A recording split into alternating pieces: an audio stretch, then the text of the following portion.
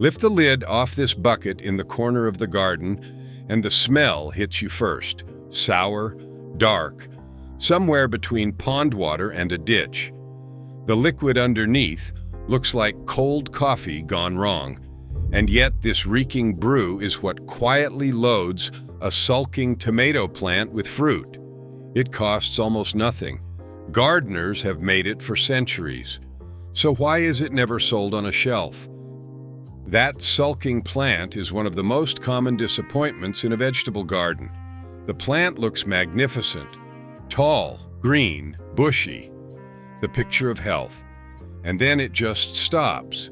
Plenty of leaf, plenty of stem, and almost no fruit. Or the flowers open and drop before anything sets. Roses do the same thing, throwing out buds that simply fall away. And the usual response is to reach for another bottle. More feed. A stronger feed. Maybe a pricier one with a brighter label. And this is where most gardeners take a wrong turn. When a plant is all leaf and no fruit, feeding it more of the same is often the worst thing you can do. Most general feeds and most kitchen scraps people pour on lean heavy on nitrogen, and nitrogen tells a plant to do one thing above all else: grow more leaves. So you are not fixing the problem, you are feeding it. The plant is asking for something else entirely, and the answer is not in the spray aisle. Because flowers and fruit are not really a leaf decision. They are a root zone decision, and they are mostly about potassium. Potassium is the nutrient that moves sugar around inside the plant, that firms up cell walls, that signals it is time to stop building leafy scaffolding and start setting fruit. When potassium runs short, a plant keeps growing green and refuses to commit to a harvest. And here is the part that matters most. By the time you see that bare truss, the decision was already made, days or weeks earlier, down among the roots where you could never see it. The leaves are only the late signal. The real choice happened underground. So what do you feed a plant that is starving for potassium without paying garden center prices for a bottle of it? You grow a single plant that mines it for you. It is called Comfrey. More precisely, a sterile strain named Bocking 14. One small crown or root cutting, often just a couple of dollars, and you have a permanent, cut-again potassium factory standing in the corner of the garden for years on end. Now, Comfrey sounds far too ordinary to do anything special. It is a big, hairy, leafy thing that older gardeners grew along fences and then half forgot about. But the real work is not in the leaves you can see. It is in the root you cannot. Comfrey drives down a thick taproot that can reach 6 to 10 feet into the subsoil, far deeper than the shallow roots of a tomato or a pepper will ever travel. Down there it finds potassium and minerals that have washed below the reach of your vegetables, draws them up, and stores them in its leaves. And you can cut those leaves 4 or 5 times in a single season. This is not some new internet idea either.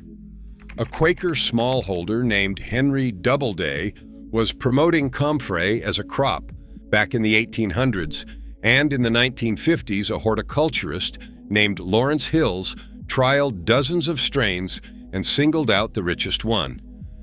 People have quietly leaned on this plant for a very long time, which loops us back to that bucket and the question underneath the smell. If Comfrey feed is this good, why is it not bottled and stacked on every shelf? And the honest answer has nothing to do with anyone hiding anything. The answer is that the good stuff is alive and it rots. To turn Comfrey leaves into liquid feed, you let them break down, and that breakdown is a living, airless process.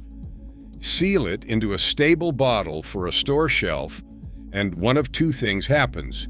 Either it keeps fermenting and builds up gas until the container bulges, or it gets treated and stabilized until the living activity is gone and you are left with flat, weak water. A shelf product has to sit still and stay safe for a year or more. Comfrey feed will not do that. The shelf needs stability. Biology needs freshness. And on top of all that, it is a free plant that grows back, which is a very hard thing to ring up at a till. And here is the part that changes how you think about it. Comfrey is not really a fertilizer in the way we usually mean the word. It does not create potassium out of thin air. Nothing does. What it does is move potassium. It works like a pump, lifting minerals from deep ground your crops cannot reach and parking them where they can. That is worth being clear about, because plenty of videos oversell this plant. Comfrey will concentrate and recycle whatever is already in your soil. It cannot conjure nutrients out of poor, empty ground. And as those leaves rot down, they also feed the tiny living things in the soil, the microbes that go on to free up still more nutrients. It is plumbing and biology working together, not magic. Think of the soil under your feet less like dead dirt and more like a busy kitchen. The microbes are the cooks, turning raw, locked-up material into a form roots can actually take in. Comfrey, rotting down, is a feast dropped right onto their bench. A quick but important word before we go further. You may have heard that comfrey is banned, and there is a small grain of truth in that. But the real restriction is on eating it. Comfrey contains compounds that can damage the human liver, and oral comfrey products have been pulled from sale in many countries. That has nothing to do with the garden. You are not drinking this. It belongs in the soil, never in a glass, and we will come back to that at the end. So to the actual method, it begins with the harvest, because even that has a right moment. The leaves are richest in potassium just as the plant is about to flower, when its buds are forming, so that is when to take them. Cut the plant down hard, but leave the bottom third standing so it can power back up from the crown, and you will get another flush within a few weeks. A healthy patch gives 4 or 5 cuttings across a season, far more leaf than most gardens can use. From there, you have 2 ways to turn those leaves into feed, and both are simple.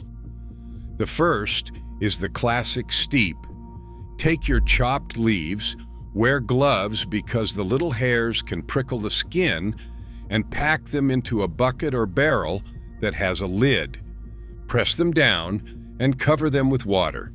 Rainwater is best if you have it, because the chlorine in fresh tap water can knock back the very microbes you want. If tap is all you have, let it stand uncovered for a day first. Then leave it alone. Rest the lid on top, but do not clamp it down tight, because as the leaves break down, they give off gas, and a sealed container can build real pressure. Over 4 to 6 weeks, the leaves dissolve into a dark brown liquid. Fair warning, the smell is genuinely foul once it gets going, so keep that bucket well away from the house and the windows. When it is ready, strain it off and dilute it before it touches a single plant, roughly 1 part Comfrey to 10 parts water. The darker the liquid, the more you water it down. Used neat, it is simply too strong and it can scorch the roots. The second way skips the water altogether and gives you a concentrate. Pack chopped leaves into a container with a small hole in the bottom and place a weight pressing down on top. Then set the container over a jar. With no water added, the leaves slowly collapse under their own weight into a thick, almost black syrup that drips out the bottom. It is far stronger, so you dilute it much more, closer to 1 part in 15 to 20. It is far less smelly, and there is much less liquid to lug around. Either way, pour the diluted feed onto the soil at the base of the plant, not over the leaves. The potassium needs to reach the roots, so wetting the foliage just wastes it, and on a bright day, water sitting on leaves can scorch them too.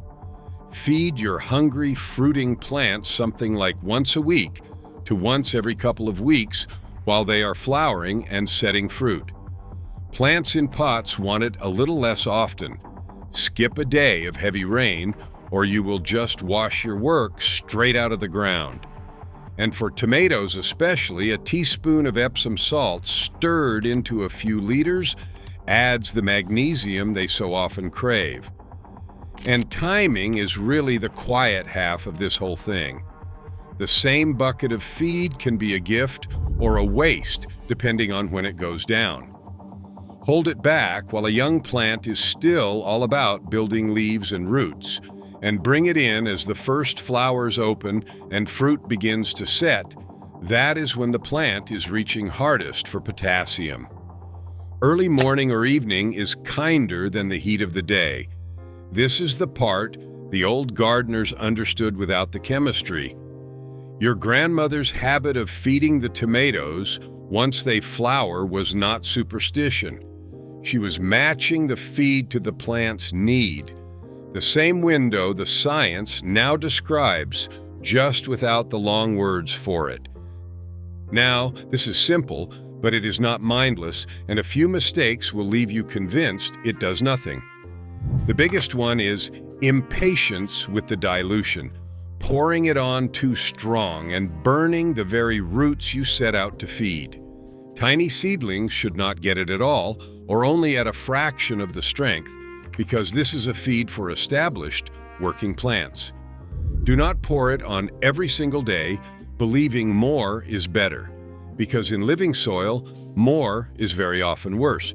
Do not foliar feed in blazing midday sun. Do not dump a heavy dose onto a plant that is already bone dry and stressed. Water it first, and do not expect it to fix everything. Comfrey is a potassium feed. It will not green up a nitrogen-hungry lettuce, and it will not cure a disease. Used on the wrong plant, at the wrong stage, it simply goes to waste.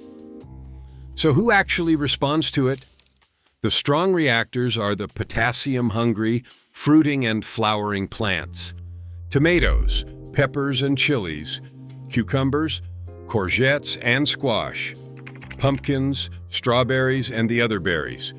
Beans love it too, either watered in or with the leaves laid straight into the planting trench as a mulch.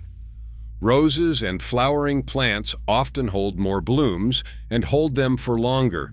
Your leafy greens, the crops you grow for foliage rather than fruit, get far less out of it.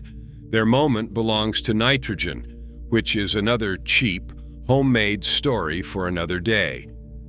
And let's be honest about results, because this is exactly where the internet tends to lie. You will not pour this on tonight and find a transformed plant in the morning. What you are really doing is feeding the root zone, the one thing it was short of, at the moment it needs it most, and then giving it time. A struggling plant can recover, but only if it still has living tissue and working roots underneath. If the roots are truly gone, no feed on earth will bring it back. This supports a plant. It does not resurrect one. Get the timing right, get the dilution right, and the plant quietly does the rest. So next time you pass that bucket in the corner, lid skinned with scum, smelling like a forgotten pond, remember what it really is. No magic to it, just a cheap old plant, rotted down at the right moment, handing the roots what the leaves could never ask for. It belongs in the soil, never in a glass. When you want the nitrogen half of it, the nettles are waiting.